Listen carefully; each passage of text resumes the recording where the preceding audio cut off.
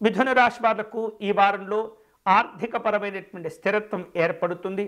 అయితే వివిధ రూపాల్లో మీరు చేసేటటువంటి ఖర్చులు ఏవైతే ఉంటాయో వాటిని జాగ్రత్తగా నియంత్రించుకునే ప్రయత్నం చేయండి. కుటుంబపరమైనటువంటి సంతోషకరమైనటువంటి సందర్భాలు ఉంటుంటాయి.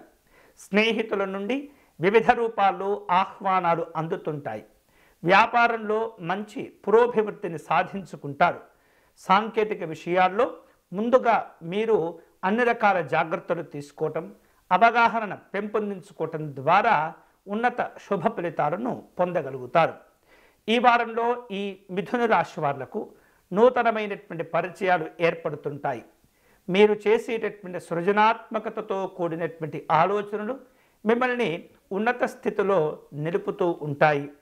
గతంలో మీ అవసరం కోసం చేసినటువంటి బాకీలు ఏవైతే ఉంటాయో వాటిని తీర్చగలుగుతారు. ఈ వారం ఈ మిథున రాశి వారు మరిన్ని శుభ ఫలితాలు పొందేందుకై మహాగణపతి స్వామి వారిని పూజించటం, అర్చించటం అనేది చాలా చాలా మంచిది. వీలైతే కనుక గరిక కానీ ఆకుపచ్చని రంగులో ఉన్నటువంటి సంపెంగ పుష్పాలను కానీ సేకరించి గణపతి స్వామి వారిని పూజించండి.